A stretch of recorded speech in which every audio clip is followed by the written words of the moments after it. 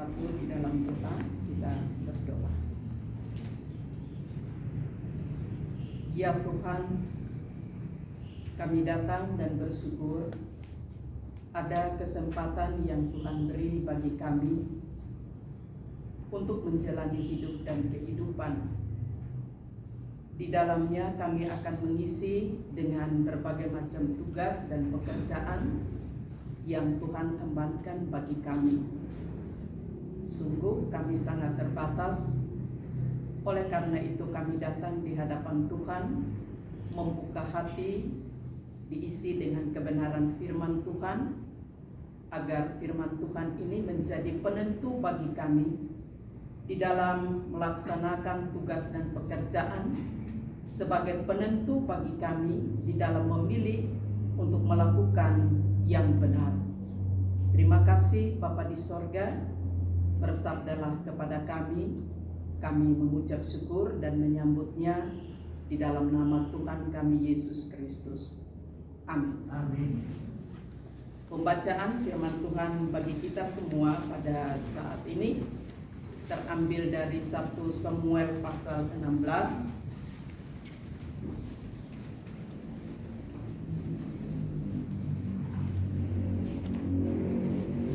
1 Samuel pasalnya yang ke-16 ayat 1 hingga ayatnya yang ke-13.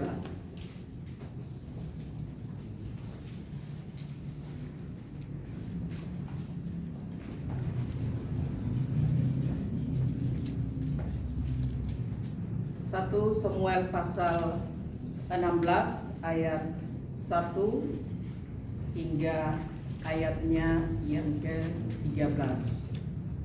Dan untuk pembacaan firman Tuhan ini, saya akan membacakan ayatnya yang pertama, Bapak dan Ibu, ayat 2 silih berganti hingga ayatnya yang ke-13, tetapi nanti sampai pada ayatnya yang ke-7 kita akan membacakannya secara bersama-sama di bawah perikop Daud diurapi menjadi raja.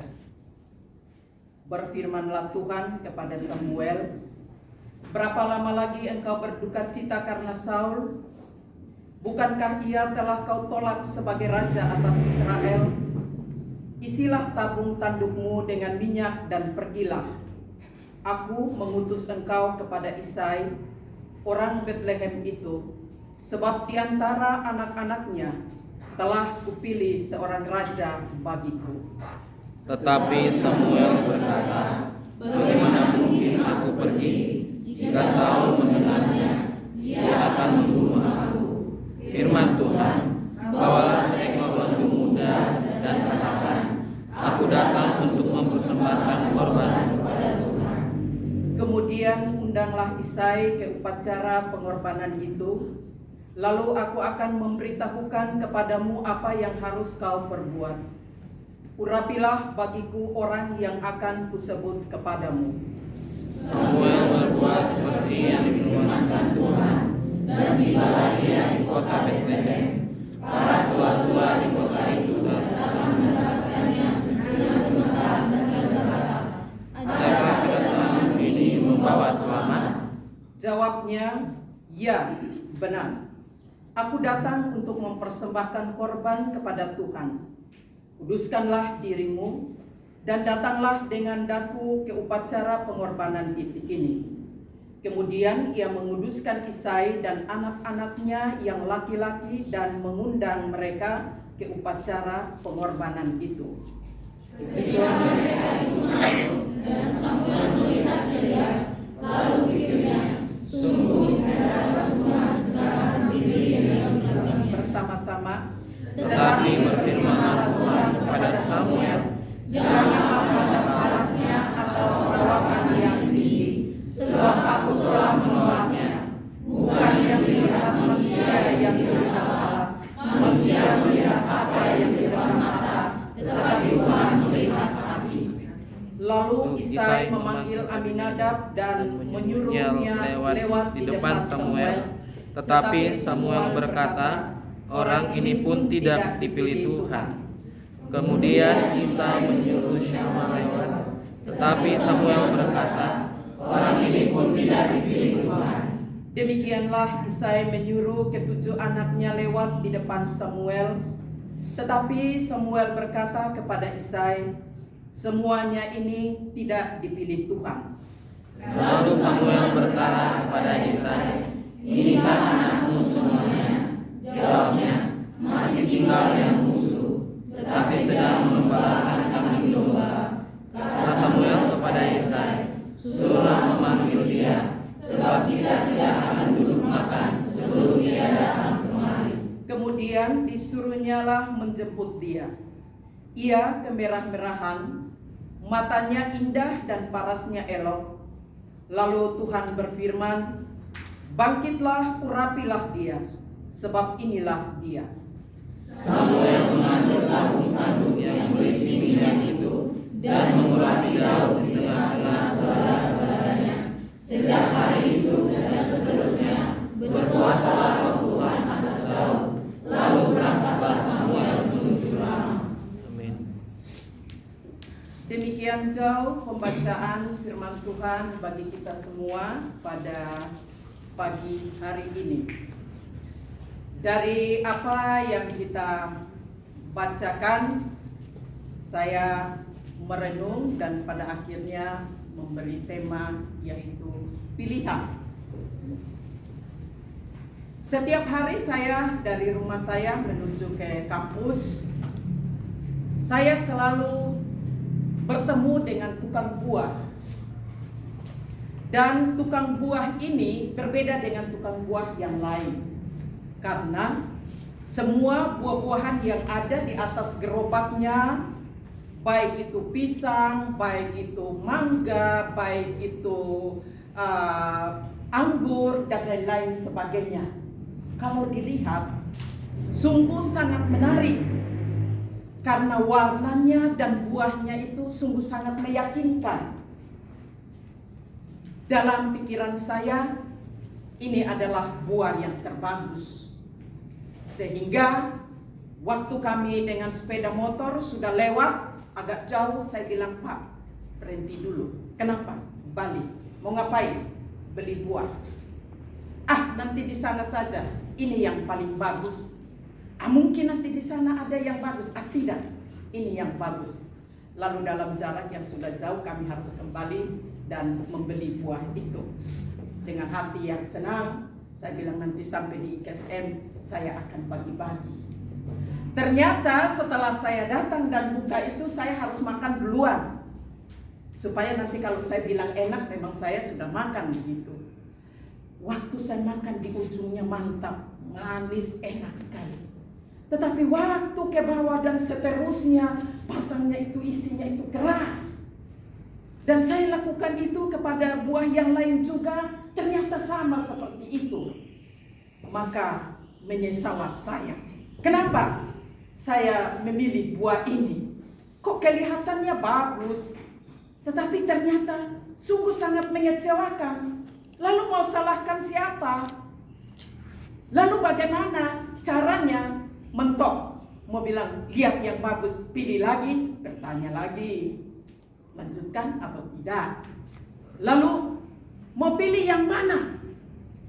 Ternyata memang suami saya juga sudah berpesan bilang begini, siapa tahu di sana mungkin kecil dan jelek, tetapi isinya bagus. Dan biasa dia beli begitu. Ternyata kalau kami buka di rumah, walaupun pepaya itu kecil, kulitnya itu budukan, tapi waktu dimakan nyaman banget, manis, dan buat orang jadi penasaran. Dan akhirnya saya mencoba untuk mencari yang seperti itu, tetapi untuk dapat yang begitu susah dan sulit. Karena apa? Kadang orang lebih memilih apa yang dilihat baik dan apa yang mengabaikan apa yang tidak dianggap baik. Nah, Bapak dan Ibu yang kekasih di dalam Tuhan kita Yesus Kristus, kita sekarang ini juga diperhadapkan dengan pilihan. Dan sekarang kita tentunya mempersiapkan diri untuk memilih. Ya, entahlah mau memilih apa, Tetapi yang ada di depan kita adalah sebuah pesta demokrasi, pesta terbesar di bangsa Indonesia, yang mana kita akan menentukan hak pilih mereka. Mohon maaf saya tidak kampanye di sini, tetapi berdasarkan pengalaman kita bahwa seringkali kita berjuang, berusaha untuk memilih yang terbaik, memilih yang baik, tetapi ternyata juga kadang-kadang kita menyesal. Kadang-kadang juga kita merasa tidak puas dan lain-lain sebagainya. Lalu pertanyaannya, kenapa demikian? Maka untuk menjawab hal ini kita akan melihat dari pembacaan kita pada hari ini, bagaimana konsep pilihan menurut sudut pandangnya Tuhan atau kebenaran firman Tuhan. Dan jelasnya ini memang diperuntukkan bagi kita sebagai orang yang percaya. Bapak dan Ibu yang dikasihi oleh Tuhan Yesus Kristus, kita melihat bahwa konteks ini berbicara menyangkut dengan pemilihan raja atas Israel. Nah, kita melihat juga bahwa di dalam perjanjian lama, rupanya untuk bangsa Israel itu ada pemilihan yang kepemimpinannya bersifat teokrasi. Teokrasi itu berarti bahwa Allah langsung memilih, Allah langsung memimpin umat pilihannya. Itulah sebabnya kalau kita membaca di dalam Alkitab, selalu umat pilihan ini, umat Israel ini dalam keadaan apapun juga, mereka akan bertanya kepada Tuhan, berdoa, meminta petunjuk daripada Tuhan, bimbingan daripada Tuhan. Bagaimana untuk mereka melakukan, bagaimana untuk mereka menentukan sikap, bagaimana untuk mereka menghadapi tantangan, bagaimana untuk memperoleh berkat, bagaimana untuk memperoleh solusi-solusi di dalam kehidupan mereka. Selalu bertanya langsung kepada Tuhan. Itu ciri khas mereka. Dan memang ini atas inisiatif Allah bagi mereka. Karena apa? Mereka umat yang sangat dikasihi. Karena melalui mereka Tuhan berharap bahwa mereka akan menyatakan seluruh rencana Allah di dalam sepanjang kehidupan setelah manusia jatuh ke dalam dosa. Namun kita melihat di sini bahwa apapun kebaikan Tuhan di saat krisis, mereka tertolong. Di saat krisis ekonomi, mana dan burung tersedia. Ketika mereka menghadapi krisis menyangkut dengan peperangan, ada saja mujizat Tuhan. Namun sayang sekali, berjalannya waktu dan sampai pada mereka ke tanah Kanaan, ternyata umat Israel ini, mereka melihat dan mulai menilai tetangga kiri kanan mereka, bangsa-bangsa lain yang ada di sekitar mereka. Ternyata mereka punya raja atau punya pemimpin yang mengatur mereka, yang mengayomi mereka, yang menyediakan segala sesuatu demi kesejahteraan mereka. Lalu mulai beralihlah pikiran daripada umat Israel ini. Mereka mulai menuntut, lalu mereka mulai meminta, kami juga mau supaya memiliki seorang raja yang sama seperti mereka itu, yang nanti akan memimpin kami, dan kami dengan leluasa, dengan gamblang, dengan enaknya kami bisa mengutarakan, kami bisa lakukan segala sesuatu. Maka kalau kita baca di dalam pasalnya yang ke-15 dan seterusnya, di sana dikatakan bahwa ternyata pada akhirnya mau tidak mau atas permintaan mereka, maka dikabulkanlah permintaan mereka dengan menentukan seorang raja, yaitu Raja Saul. Nah, kita melihat bahwa Raja Saul ini dipilih oleh Tuhan dan ditetapkan juga oleh Tuhan dalam menjalankan tugas dan pekerjaannya. Saul ini boleh dikatakan bahwa dia adalah orang yang terkenal pada waktu itu. Karena jikalau kita membaca di dalam 1 Samuel pasalnya yang ke-9 ayat 1 hingga ayatnya yang ke-20, di sana menjelaskan tentang latar belakang daripada Saul. Secara fisik di sana dikatakan bahwa di ayatnya yang pertama dikatakan bahwa Saul ini adalah keturunan dari orang yang terhormat. Yang itu di ayat 1 pasal 9 ayatnya yang pertama. Orang yang berada, artinya bahwa ini orang terpandang. Yang kedua adalah secara fisik juga. Di ayatnya yang kedua dari 1 Samuel pasalnya 9 dikatakan bahwa Saul ini berbeda. Mari tolong salah satu orang membacakannya di dalam 1 Samuel pasalnya yang ke-9. Karena Alkitab saya di sini saya pakai terjemahan baru ya, jadi kata-katanya agak sedikit berbeda. Silakan baca 1 Samuel pasal 9 ayatnya yang kedua. 1 Samuel 9 ayat 2. Orang ini ada anaknya laki-laki, namanya Saul, seorang muda yang elok rupanya. Tidak ada seorang pun dari antara orang Israel yang lebih elok daripadanya. Dari bangku ke atas, ia lebih tinggi daripada setiap orang sebangsanya. Baik, jadi dari situ kita sudah melihat ya, Bapak dan Ibu lihat betapa tampan, betapa gagah dan latar belakang ini meyakinkan sekali untuk dipilih sebagai seorang raja atau seorang pemimpin. Dan tidak ada orang sebangsanya yang menyamai dia, artinya bahwa cocoklah. Kalau kita lihat latar belakang daripada Saul, nilai-nilai positifnya adalah bahwa dalam kisah tadi di pasal 9 itu menjelaskan dia sebetulnya orang yang taat, yang loyal kepada orang tua juga. Ketika lembu-lembunya mulai hilang, lembu betinanya hilang, maka Saul orang tuanya memerintahkan Saul untuk pergi dan mencari. Dia membawa bujangnya pergi dan mencarinya. Waktu tidak mendapatkannya, bujangnya kasih tahu dia, bilang, bagaimana kita pulang? Saul bilang begini, kita pulang, kita kasih tahu bapak kita, bilang kita tidak menemukannya. Tapi bujangnya bilang begini, jangan, kita jangan pulang, mari kita pergi. Ada seorang pelihat di sana, seorang imam, Samuel namanya. Mari kita ke sana untuk bertanya. Saul sebetulnya dia punya otoritas. Tidak usah, gampangnya aja, kita pergi aja, kita pulang saja. Tetapi Saul masih menghargai usulan daripada bujangnya itu, sehingga mereka pergi. Lalu waktu mau pergi, ini Saul beralasan lagi, kalau kita mau pergi berjumpa dengan yang namanya raja dan imam, itu kebiasaan orang Israel itu adalah berjumpa dengan pemimpin atau petinggi. Biasanya mereka membawa sembah atau sesuatu, kalau kita bilang oleh-oleh, bawa ke sana. Saul beralasan, kan kita tidak ada apa-apa, kita nggak bawa persembahan ke korban. Bujangnya bilang apa? Oh, nggak apa-apa, masih ada sedikit di dalam bagian yang harus kita bawa. Oh baiklah, mereka pergi dan mereka membawa, dan pada akhirnya berjumpalah dengan Saul. Ini masih baik, ada sikap-sikap yang dimiliki oleh Saul. Tetapi ternyata kita melihat bahwa setelah dia terpilih menjadi seorang raja, awalnya dia melakukan yang baik, tetapi endingnya adalah bahwa hal-hal yang tercemar, hal-hal yang bertentangan dengan kehendak Tuhan. Kalau kita baca di dalam 1 Samuel pasalnya yang ke-13, di situ Tuhan memerintahkan untuk pergi untuk menumpas semua musuh-musuh mereka. Ternyata ini Samuel ini dia Saul mulai mengadakan pertimbangan.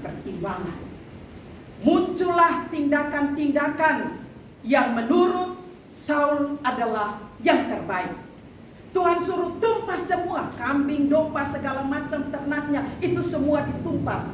Tetapi ternyata Saul melihat bahwa waduh, ini masih ada emas, ini ada tambun-tambun, keledai yang tambun, lalu dia sisihkan itu, dan itu menjadi pelanggaran yang dilakukan oleh Saul. Maka pada saat itulah Saul sudah mulai melihat apa yang dilihat dan menguntungkan dirinya. Lebih daripada itu, Saul ketika diberikan kepercayaan sebagai seorang raja, maka ternyata Saul ini ketika melakukan tugas dan tanggung jawabnya, dia boleh dikatakan bahwa orang yang tidak menghormati orang lain. Padahal di dalam kitab Imamat pasalnya yang pertama ayatnya yang ke-7 itu Saul mereka semua sudah belajar dan sudah tahu bahwa ada pemilahan tugas-tugas yang diberikan, baik itu kepada imam maupun juga kepada nabi, bahkan juga terhadap raja.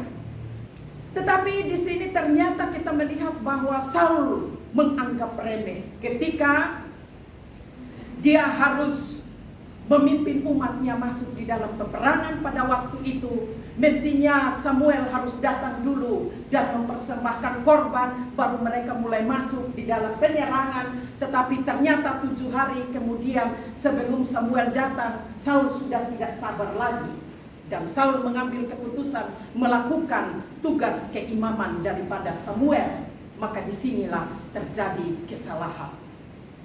Dan mulai dari itu penyimpangan mulai terjadi karena kesalahan ini tidak dibereskan. Kesalahan ini terus berlanjut atas kemauan dan kehendaknya, sehingga pada akhirnya Samuel terjerumus ke dalam dosa dan Tuhan menolak Saul. Lalu pertanyaannya, kenapa Tuhan mengizinkan memilihnya tetapi pada akhirnya Tuhan jugalah yang menolaknya? Maka kalau kita mau balik kembali, sebetulnya dari kisah tadi adalah bahwa sebetulnya pemilihan atas Israel itu, Raja Israel itu atas kehendaknya manusia, atas maunya umat itu, karena melihat segala sesuatu dan pada akhirnya terpancing. Lalu mereka mulai lupa akan kebaikan Tuhan. Mereka hanya mau melihat seorang yang gagah, seorang yang perkasa, seorang yang dianggap mampu dan lain-lain sebagainya. Tetapi pada akhirnya dia melakukan hal-hal yang bertentangan sehingga Tuhan tidak mengizinkan, menolak dia. Dan ketika Tuhan memilih dan menyetujui pemilihan itu oleh karena kekerasan kehendak hati daripada umat Israel pada waktu itu. Dan yang kedua, Allah memilih dia untuk menyatakan kepada mereka bahwa Allah itu adalah Allah yang berdaulat. Dan sekaligus Allah mau menyatakan kepada mereka hukuman atas apa yang Tuhan tidak kehendaki, tetapi dipaksakan. Maka akibatnya adalah bahwa Daud dan Saul pada akhirnya melakukan hal-hal yang pada akhirnya menghancurkan, membinasakan porak-poranda dan lain-lain sebagainya. Bapak dan Ibu yang kekasih di dalam Tuhan kita Yesus Kristus, berdasarkan ini maka Allah tetap mengasihi umat pilihannya.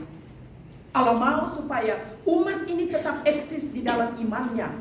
Umat ini tetap mengarahkan perhatian kepada Tuhan dan mau untuk melakukan segala sesuatu berdasarkan petunjuk, nasihat dan bimbingan dari Tuhan. Itulah sebabnya dalam pembacaan kita tadi di sini dikatakan di dalam pasalnya yang ke-6, Tuhan berfirman kepada Samuel, berapa lama lagi engkau berduka karena Saul, karena Samuel kehilangan. Padahal aku sendiri telah menolaknya sebagai raja atas Israel.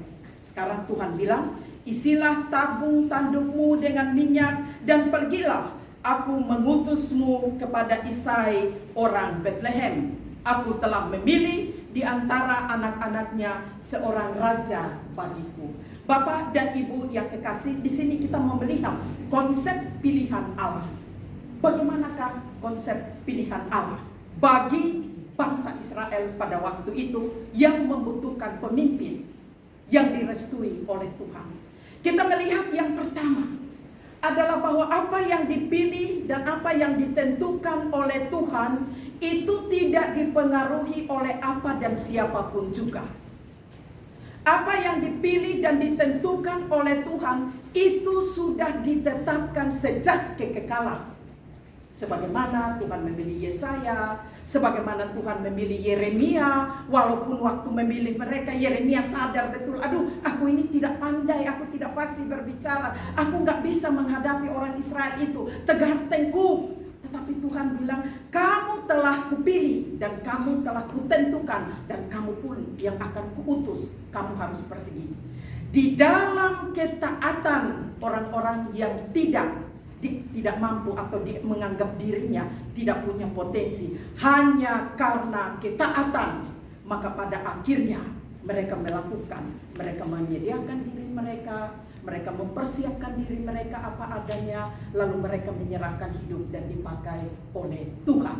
Maka ketika Tuhan memakai orang-orang yang telah membuka hati, mempersiapkan diri dan menerima, serta mengetahui bahwa yang memanggil dan memilih menetapkan mereka adalah Tuhan, maka Tuhan berkarya di sepanjang kehidupan untuk mengokohkan Tuhannya.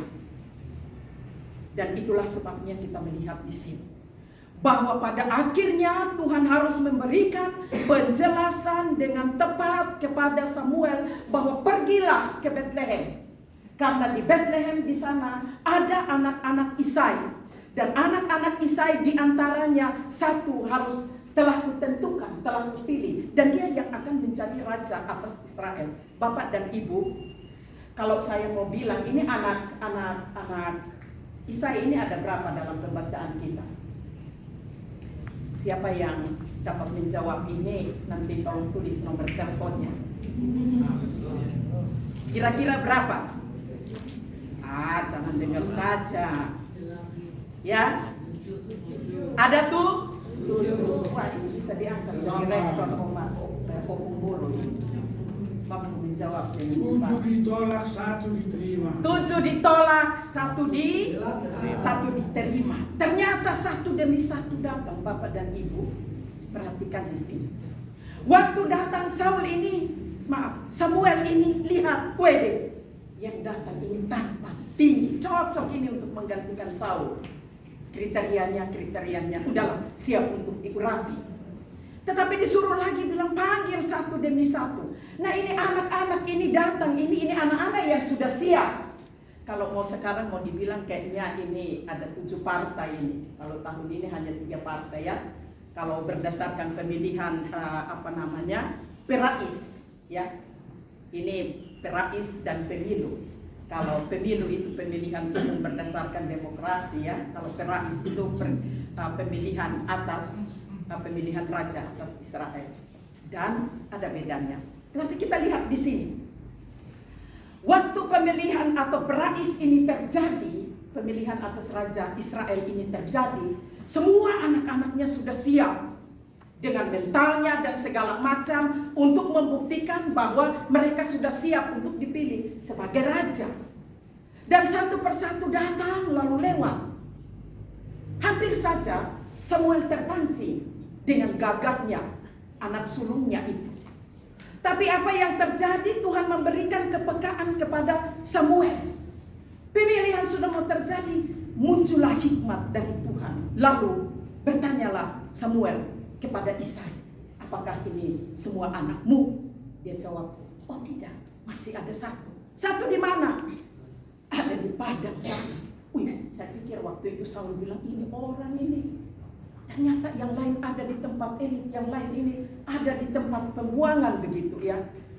Posisi Daud pada waktu itu dia berada di padang, menggembalakan kawanan domba. Yang lain-lain ini sudah siap maju dan harus dilantik atau diurapi karena tadi sudah ada minyak yang diisi di tanduknya dan siap pelaksanaannya. Namun kita melihat di sini bahwa pada akhirnya semua itu lewat. Kepekaan diberikan oleh Allah kepada Samuel dan Samuel mengajukan pertanyaan itu. Ternyata masih ada 1 anak yang ada di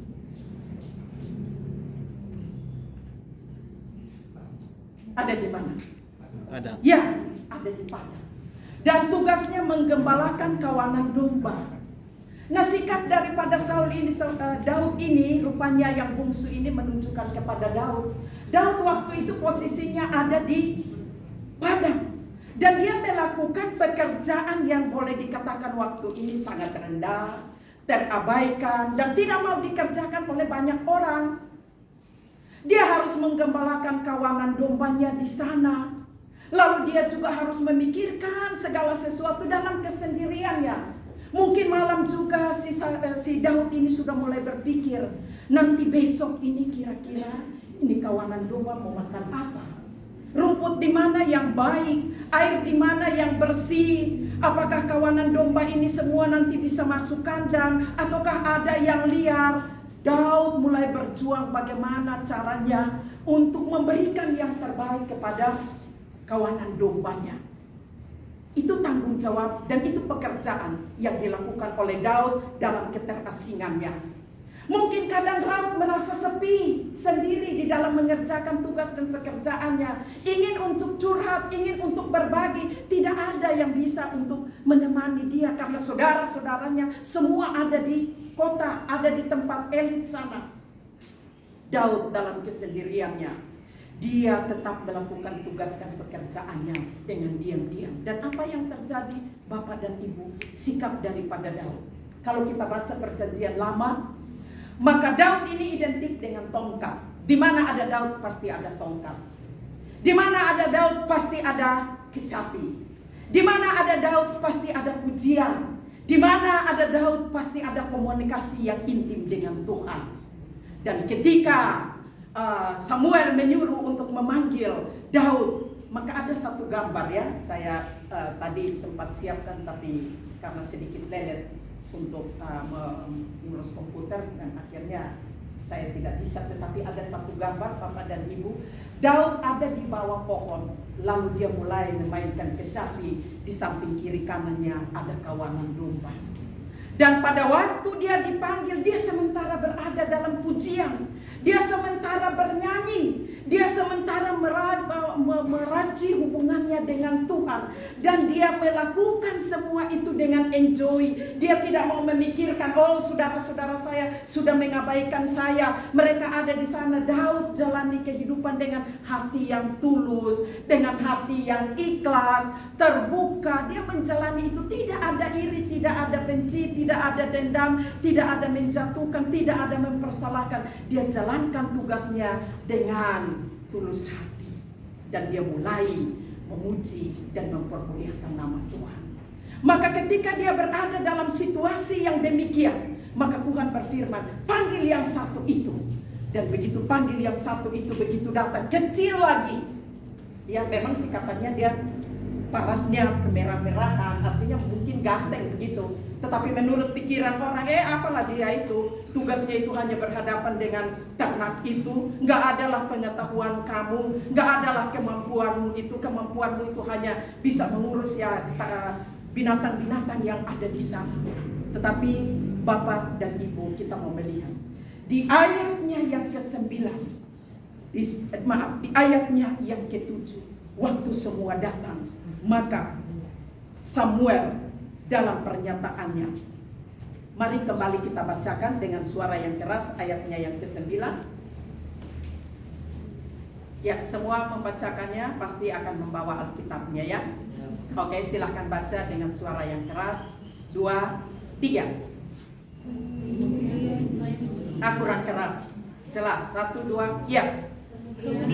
Sebentar lagi, masih estafet. Sama-sama. Lihat dulu baik-baik, lalu dibacakan di Alkitabnya. Ayatnya yang ke-7. 2, 3.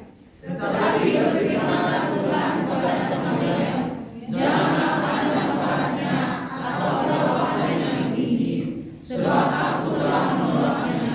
Bukan yang melihat manusia yang melihat Allah, manusia melihat apa yang di depan mata, tetapi Tuhan melihat hati. Manusia melihat apa yang dilihat oleh mata, tetapi Tuhan melihat hati. Dan Tuhan melihat hati daripada Daud. Ternyata hati Daud itu bersih. Ternyata hati Daud di dalam kesendirian itu, dia tidak mau untuk memikirkan segala sesuatu, tetapi kesempatan ketika diberikan kepada dia, dia gunakan kesempatan itu untuk mencari hadirat Tuhan dengan kidung pujian yang dia naikkan kepada Tuhan. Dia memberikan perhatian walaupun kepada domba-domba yang nantinya juga mungkin tidak memberikan apa-apa kepada dia. Tetapi Daud tetap eksis untuk menjalankan tugas dan tanggung jawabnya. Baik orang tuanya itu mau melihatnya atau tidak, Daud bertanggung jawab penuh. Walaupun kadang Daud mengalami kesukaran dan kesulitan, Daud hanya melihat kepada Tuhan yang memberikan kepercayaan kepada dia.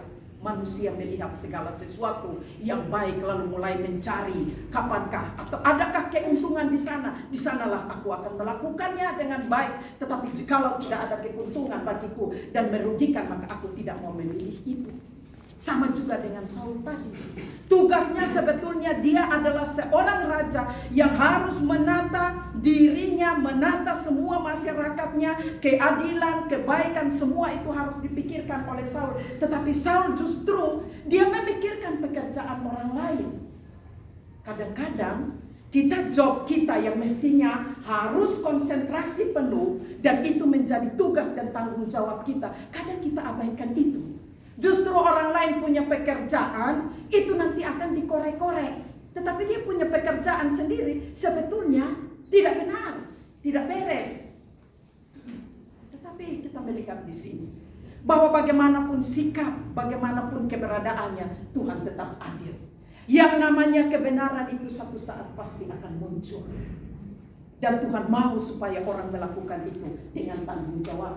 Dilihat atau tidak dilihat, kerjakan saja dulu. Karena ada sampai waktunya Tuhan akan membuktikan semuanya itu.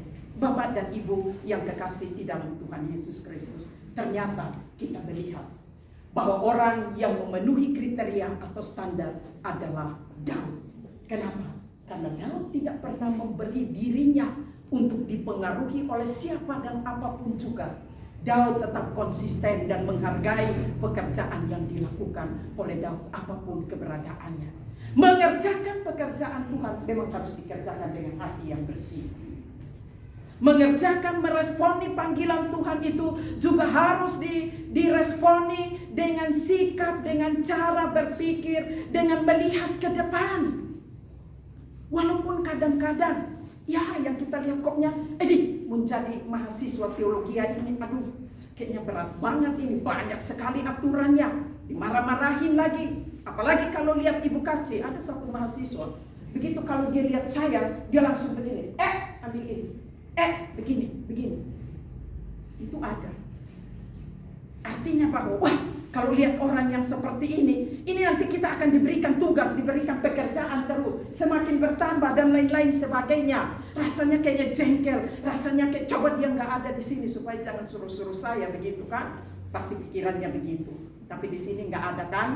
Nah, pasti kalau lihat Ibu Kaci bilang, Ibu apa yang mau dikerjakan? Begitu kan? Nah, mudah-mudahan lah. Baiklah ya. Oke, jadi kembali ke sini. Artinya bahwa ketika kita mempersiapkan diri untuk meresponi, menjalani proses itu tidak mudah. Pasti ada aja yang tidak mengenakan. Kadang terjadi penolakan. Tetapi ingat bahwa pada saat itulah Tuhan sementara memisahkan kita.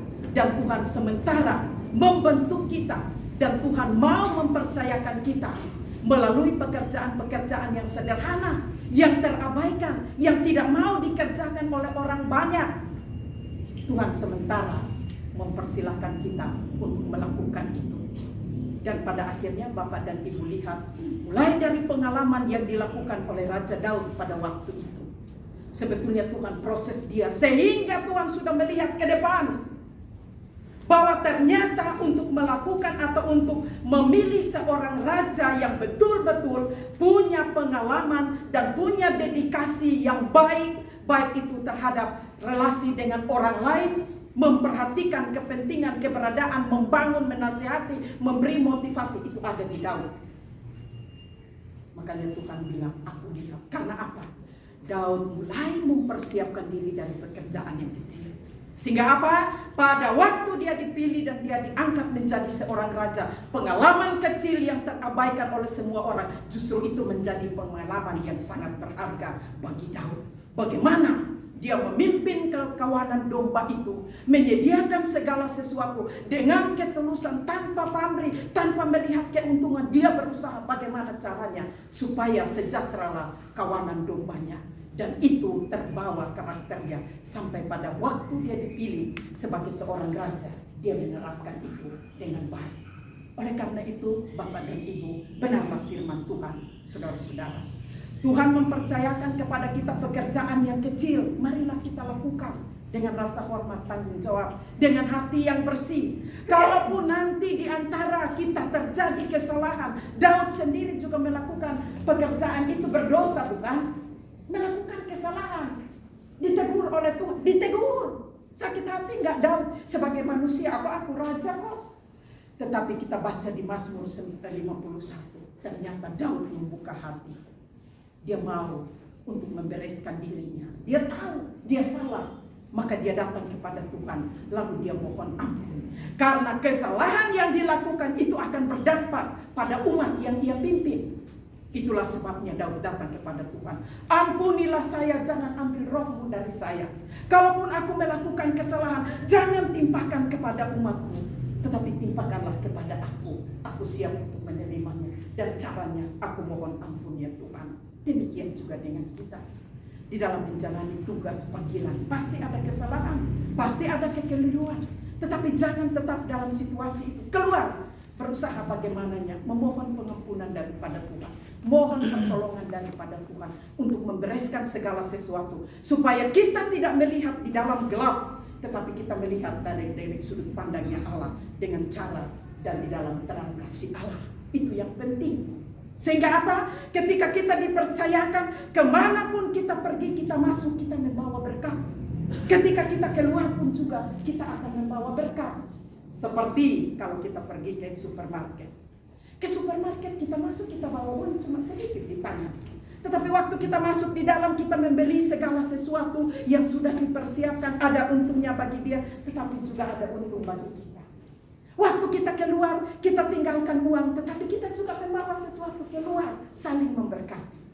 Artinya bahwa ketika Tuhan mempercayakan kita di mana saja kita berada, marilah kita belajar untuk menjaga hati kita, menjaga kesucian pikiran kita, lakukan segala sesuatu. Kalaupun ada kesalahan, itu kesempatan bagi kita untuk mengoreksi diri.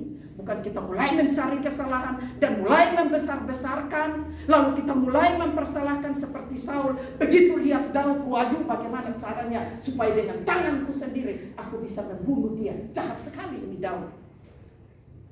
Tetapi mari kita belajar dari Saul, tetapi mari kita belajar dari Daud. Daud tidak terpengaruh oleh siapapun karena dia menjaga hatinya. Dia menjaga relasinya dengan Tuhan. Dia menjaga tugas dan tanggung jawabnya. Dia mempersilahkan Tuhan untuk memproses dia. Apapun yang terjadi, dia siap untuk menerima. Saya berpikir bahwa Daud ini mungkin sampai pada level tertinggi. Ketika mungkin dia melakukan kesalahan, kalau kamu tidak layak lagi untuk itu, silakan tinggalkan. Pasti Daud terima itu. Karena Daud tahu bahwa perjalanan hidup itu sudah diatur oleh Tuhan. Siapapun yang nanti dipilih dan ditempatkan oleh Tuhan, itu sudah ada di dalam pilihan, sudah ada di dalam kehendaknya Tuhan. Oleh karena itu, Bapak dan Ibu yang kekasih, marilah kita bersama-sama mempersiapkan diri kita.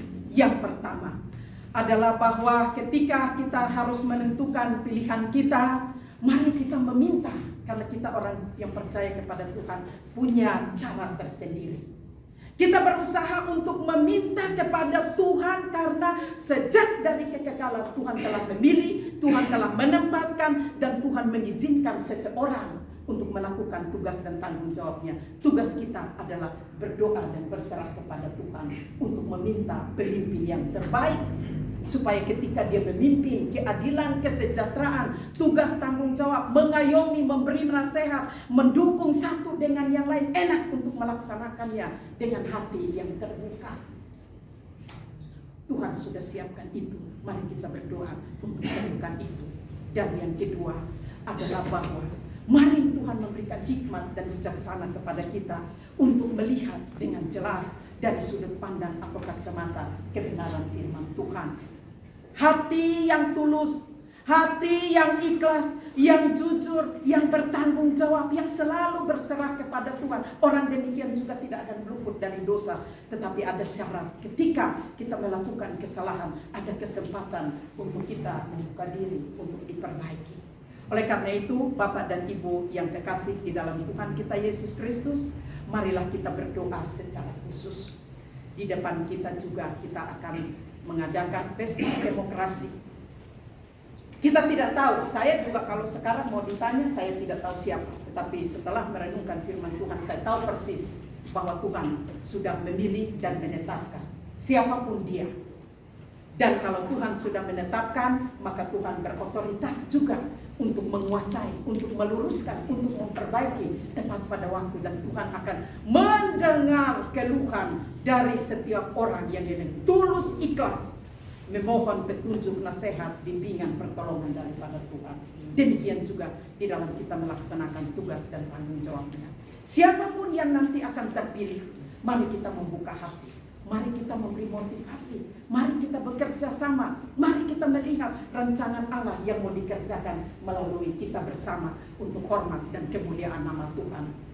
Kalau kembali kita renungkan tema Natal kemarin adalah bahwa kemuliaan bagi Tuhan dan damai sejahtera di bumi. Di dalam menjalani tahun 2024 ini, mari kita jalani dengan hati yang tulus, hati yang bersih, supaya kemuliaan Allah senantiasa dinyatakan dan damai sejahtera Tuhan berikan kepada kita di dalam berelasi. Tuhan memberkati. Kita berdoa.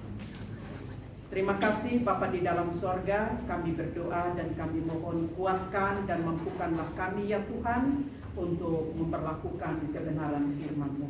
Hanya Roh Tuhan sajalah yang berdaulat atas hidup kami. Terpujilah nama-Mu Bapa, dalam nama Tuhan Yesus kami berdoa. Amin.